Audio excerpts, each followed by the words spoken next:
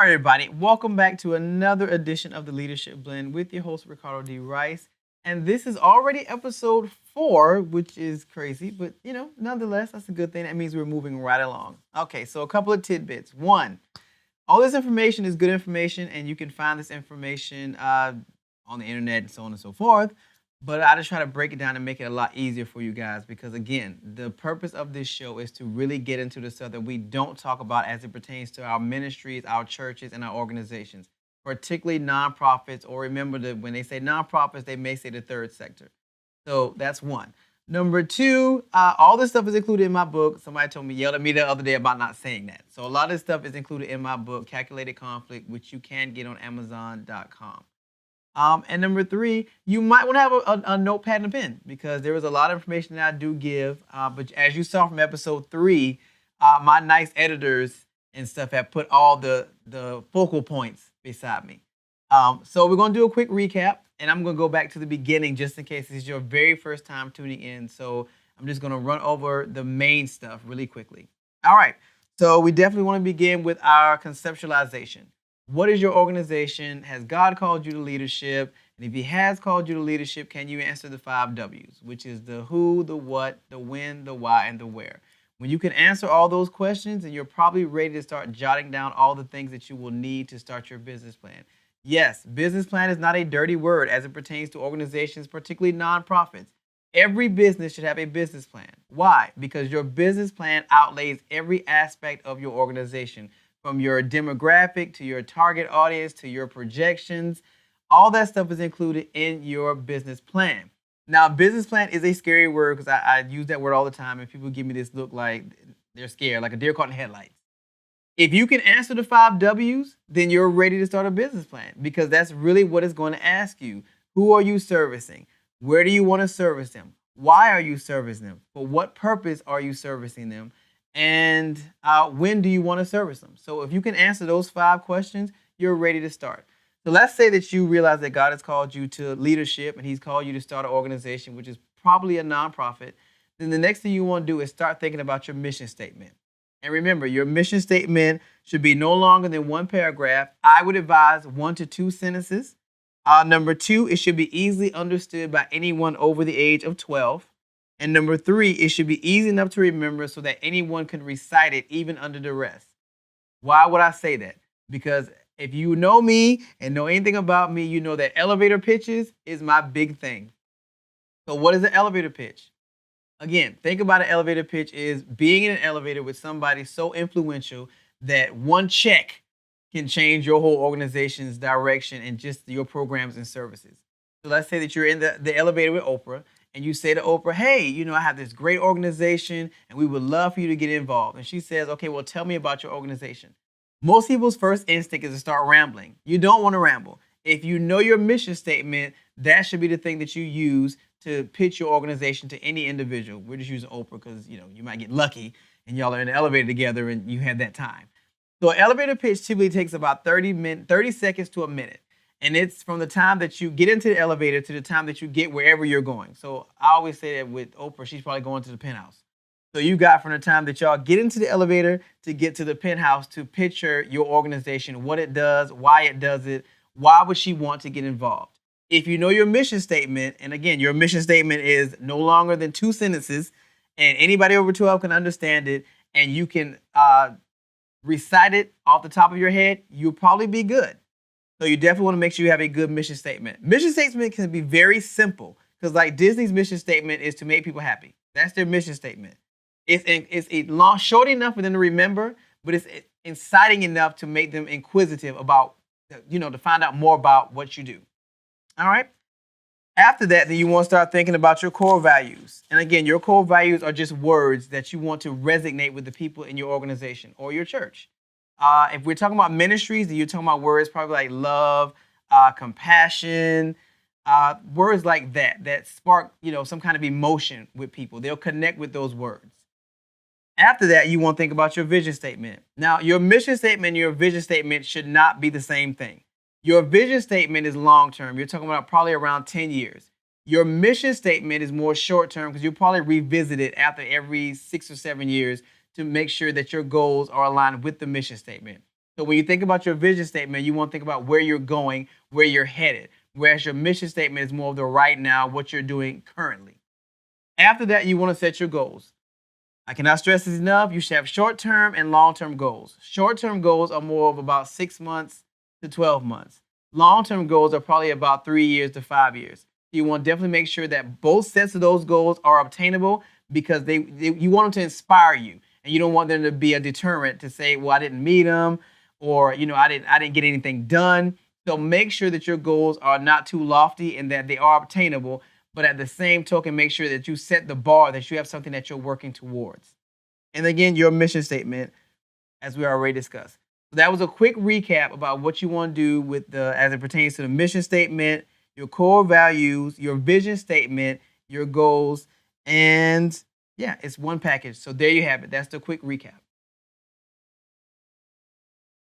All right, so we're gonna get back into incorporation. So I like to give you the definition and then I'll break it down. So the definition of incorporation, it is the legal process used to form a corporate entity or company. A corporation is a separate legal entity from its owners with its own rights and obligations. The process for a nonprofit is the same as for a for-profit, requiring the submission of their articles of incorporation, which includes your business purpose, the name, and the location of your business. All right, so what does that mean? Basically, incorporation says that your state government recognizes that you are an organization, a legal entity or organization. So that's basically what incorporation is. So when you decide that you want to start your organization or your ministry, and you decide that you want to be recognized or just be a legal entity, then you want to be incorporated. That process is the same as a for-profit. So that's one of the few things that does not change, because the rules do tend to be different for a nonprofit and a for-profit. If you don't know the difference, here's a quick difference between the two. A nonprofit's goal is not to make money. That's not their sole focus. Doesn't exempt you from making money. It's just not your sole focus. For a for-profit, it's the opposite. Their goal is to make money. So that's the big difference between the two. So the name kind of implies it. Nonprofit, not-for-profit. A for-profit, for-profit. It just doesn't mean that just because you're a nonprofit, you're not expected to not make money. Because I cannot stress this enough. When you get ready to do your budget, there has to be a section that shows how you plan on generating revenue for your nonprofit. Because even when you write a grant, let me dispel this rumor. When you write a grant, the government is not going to give you 100% of what you ask for. They're going to give you a fraction of it, and they're going to base that fraction off what you say you can make or the money you can generate for your nonprofit. And then they'll probably add the difference. But most of the time, they're not giving you 100% of what you're going to ask for. Because in that equation, you have to equate for the money you plan on generating for your nonprofit. Now, how do you generate money? Your programs and services. So the program and service that you offer to your community or to your base, you want to charge them for it. Now, you don't charge them outlandish prices because, again, your goal as a nonprofit is to better the socioeconomic class of some group of people. So you don't want to be charging them $50 for your programs and services. But at the same token, you want to charge them a nominal fee because you have to generate revenue to probably cover your operating costs or cover your staffing. Because most grants don't cover the complete 100% of staffing. So you want to be able to generate revenue. All right, other reasons why you definitely want to be incorporated. Number one, personal asset protection. What does that mean?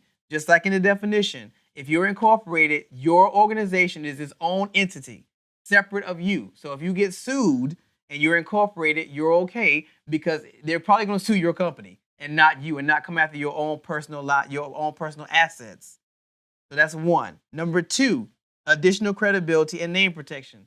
So once you're incorporated, then the name is yours. Nobody can take the name. They're going to have to look it up through the state database. Your name is going to show up. So nobody can take your name. Also adds credibility. If you're incorporated, people go, okay, well, if the state recognizes you, then you must be good. So incorporation makes you a legally bonded organization, which you want. Number three, perpetual existence.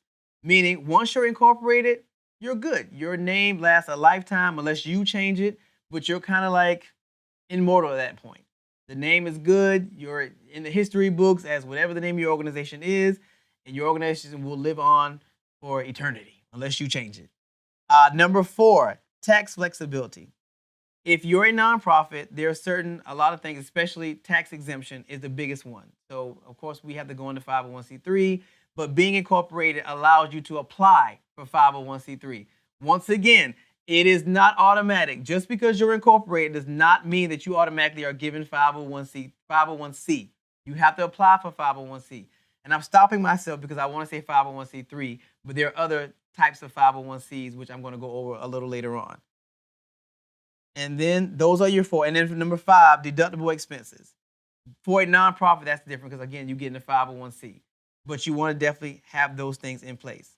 So, again, personal asset protection, additional credibility and name protection, perpetual existence, tax flexibility, and deductible expenses. So all those things go with incorporation. Now, there is another aspect for a nonprofit when they get in the forms. So there's a form that a nonprofit has to fill out, which is the 990 form. So, and that's an IRS form. So when you think about when you do your taxes and you do like a 10, I think it's a 1020, stuff like that. For a nonprofit, that form is called a 990. And any nonprofit that is tax exempt must file the form 990. Now, what's going to happen is when you do your 990, it talks about all the people that have donated to you. You have to put their name in it. It pretty much evaluates your nonprofit's financial states. So when people go to look into it, after they look past all the good stuff, your mission statement, your programs and services, then they're going to look for your 990, which says, okay, who gave to your organization? I think you can get how much they give to it, all that good stuff. So when you do your 990, here are some of the rules. Large nonprofits that gross receipts of $50,000 have to do a 990 or a 990 EZ. Smaller nonprofits with gross receipts of less than $50,000 will file a Form 990N or e-postcard. Private foundations also file Form 990PF. All right, so that's what that is. So again, if your nonprofit brings in over $50,000, you will file a Form 990 or 990 EZ. If they gross less than $50,000, then you will do the Form 990N or the e-postcard. All private foundations also file a Form 990PF. So that's, again, we're talking about the Form 990, which is what all nonprofits form. All right, so when we left off, I was talking about the Form 990. So let's continue with that because there's some other stuff I definitely need to go over. So we were saying that how do you file a 990? So if you're a larger nonprofit that grosses more than $50,000, then you're filing the Form 990 or the 990 EZ. If you're a smaller nonprofit and you bring in less than $50,000, then you'll file the Form 990-N, the e-postcard. Private foundations will form a 990PF. All right? So the next one is what nonprofits are exempt from filing the 990. So not all nonprofits have to do it, but these are the ones that don't. So if you are a faith-based organization, which is typically a church, religious school, a mission, or missionary organizations, you do not have to file a Form 990. Subsidiaries of other nonprofits, those that may not be covered under a group return filed by the parent organization. So if you're using someone else's 501c3, then you don't have to file a 990. Some people do that. So that is an option. So let me address that. Most people will do their own 501c3. But then there are other organizations that don't necessarily want to do it, but they're spinoffs of a major organization, a major nonprofit. So they'll just be covered umbrella-wise by the major nonprofit. So they don't have to file their own. You can do that as well. There are some organizations out there that will kind of, in essence, lend you their 501c. You can do that. And that means you don't have to file your own. So should you opt to do that, you don't have to file a Form 990. Most government corporations do not file a 990. And state institutions that provide essential services. So they don't have to file a 990 as well. So those are the organizations that don't have to file a 990. All right? So when is it due? Your organization's Form 990 is due by the 15th day of the 5th month after the end of your organization's taxable year. Now, I know that sounded very complicated, and we'll get into that a little later on, but that's just your tidbit. So again, the form is due on the 15th day of the 5th month after the end of the organization's taxable year. So you kind of decide that. Usually people do January 1st, through December 31st, but that's up to your organization. So if you did it that way, if you did January 1st to December the 31st, then it's due on May 15th of each year. Now, the bad stuff. What happens if you do not file your 990, your Form 990? Then the IRS will step in. It's kind of like doing your own personal taxes, and you don't do them for a number of years. Then the IRS will come in and be like, okay, so we have to do some audits and stuff of that magnitude. Kind of the same ideology. So if you do not file a Form 990 3 years in a row, then the IRS is going to revoke your 501c status or your tax exemption status. All right? And we're talking about since 2011, 500,000 nonprofits have lost their tax exemption status. Again, your tax exemption status is what people get. It's like the badge that the federal government gives you that tells people, hey, if you donate to this organization, you can write it off on your taxes. It is a big deal because even now in churches, people are paying tithes and stuff, getting their forms, their tax forms, and claiming that money on their taxes. So if people cannot do that, a lot of people will not give to your organizations, especially corporations who are trying to fulfill their social responsibility. They're not going to donate to your organization if you do not have 501c3, not at the magnitude by which people want to really fund their organizations. So that is something very big that you definitely want to think about. Okay, so 501c3. And most people can pull up your Form 990. Case in point, I did it the other day because we were looking at some nonprofit. One of my organizations was looking at giving to some nonprofit. So we went and looked up their Form 990 to see who had all given to that organization, mission statement, all that stuff was on that form. So it is a big to-do. So a quick recap on Form 990. 1, if your organization makes more than $50,000, you file a Form 990 or a 990 easy. If you do less than $50,000, then you do a Form 990N or e-postcard. If you are a private foundation, then you file the Form 990PF. People that are exempt from doing 990s, most faith-based organizations, religious schools, missions, or missionary organizations. Also, subsidiaries of other nonprofits. So if you're a spinoff, in essence, of a nonprofit that has 501c3 and you don't want to, and you're covered by them, you don't have to do a Form 990. Also, many government corporations do not have to do a Form 990. State institutions that provide essential services do not have to do a Form 990. When is it due? Your Form 990 is due on the 15th day of the 5th month at the end of the organization's taxable year. So if you say that your taxable year is January 1st to December 31st, then your form will be due on May 15th of each year. But again, your organization will set your taxable year. You always have to keep that in mind, that it's due on the 15th day of the 5th month after the end of the organization's taxable year. So just keep that in mind. All right, what happens, the bad stuff again, what happens if your nonprofit does not file their Form 990? You are going to go through it's a little simpler. I was going to say you can go through a grueling process to get your 501c3, but I think they've made the process a little simpler. But in any case, the money that you spend to file your 501c3, which can be upwards of about $850, to the time that it takes to file your 501c3 or your 501c, I can assure you, you do not want to lose it because you did not file your Form 990. And that's exactly what's going to happen. If you do not file your Form 990, then the IRS is going to revoke your tax exemption status, which means the people that are giving to your organization in the hopes that they're going to get that money back will no longer have that option. I can assure you, you're going to lose donors. I can assure you, you're going to lose parishioners. And I can assure you that people are not going to be happy and are not going to want to give to your organization because you lost your 501c status because you did not file your Form 990. There are over 500,000 nonprofit organizations that have lost their tax exemption status for not filing the Form 990. Remember, that only happens after you have not filed in 3 years. Okay, so now we're going to get into the different types of 501cs. Again, I'm stopping myself because I'm so used to saying 501c3, which a lot of people, it's a misconception. A lot of people think that there's just 501c3.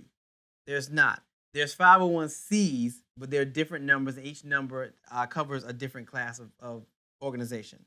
So let's go. What is a tax exemption? What is tax exemption status? All right.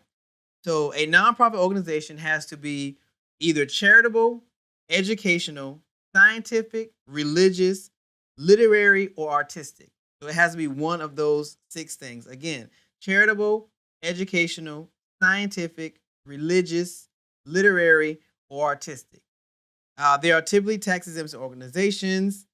The tax exemption status allows donors to make tax deductible contributions to these types of organizations. All right.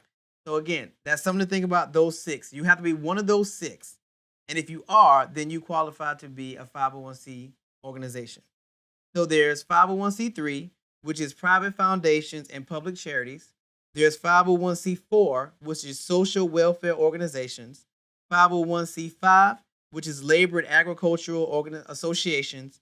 501c6, which is business leagues. And 501c8, which is fraternal beneficiary societies. All right. So those are the different types of 501c's. So what does that mean? All right. So the first one is 501c3, which is the one that most people know, and that's a public charity. Is when a public charity is considered the elite of the nonprofits, which is kind of a strong statement. What it basically does is allows them to receive extra privileges from the IRS.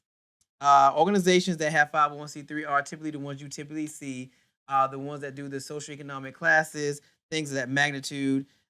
They allow the tax code for religious, scientific, literary, educational, and other charitable organizations to be exempt from federal income tax. All right. So public safety associations, literary organizations, and groups that help prevent cruelty to children and animals are also eligible to receive this designation. All right. 501c4, which on the scale of the 501c4 is social welfare organizations. So they're kind of close to 501c3s, except they represent civic leagues, social welfare organizations, and local association of employees. Social welfare organizations are defined as civic leagues, or organizations not organized for profit but operated exclusively for the promotion of social welfare. So again, those go for typically charitable organizations, educational organizations, or recreational purposes. So those are those. 501c5 are organizations that include labor, agricultural, and horticulture organizations. Horticultural deals with plants. Agricultural is like the farming of the land, and of course, labor organization. The IRS regulations state that organizations are eligible for this category if their purposes are for the betterment of conditions of these engaged in labor, agriculture, or horticulture, the improvement of the grade of these products, and the development of a higher degree or efficiency in the occupations. I know that was a lot. So basically, if you work with plants or trees, or if you work with the land, agriculture, or if you deal in labor, then you would qualify for 501c5. That's pretty much what that means. Permitted activities include organizing and operating labor unions, which is a big one, conducting animal and plant research, and promoting farm clubs. So people who do farm the land and stuff like that. All right. So again, 501c5 is for labor, agricultural, and horticulture organizations. So if you work in farming, or if you deal with plants or trees or anything, then you might want to consider 501c5. All right. 501c6 is commonly designated when they are business related, such as trade associations, or professional associations.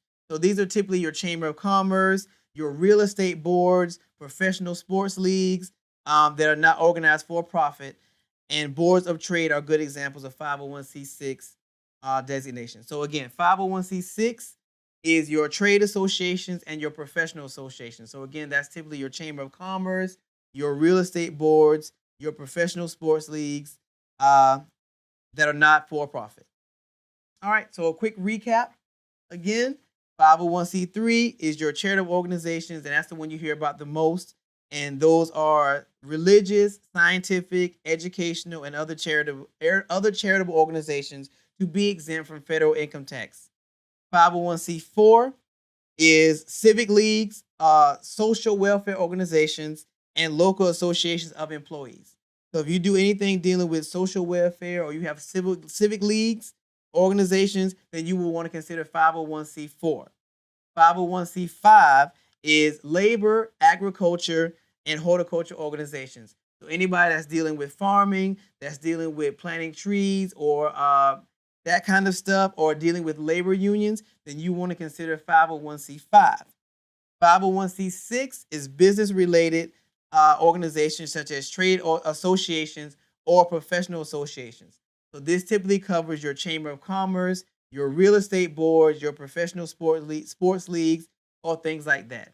So there you have your 501cs.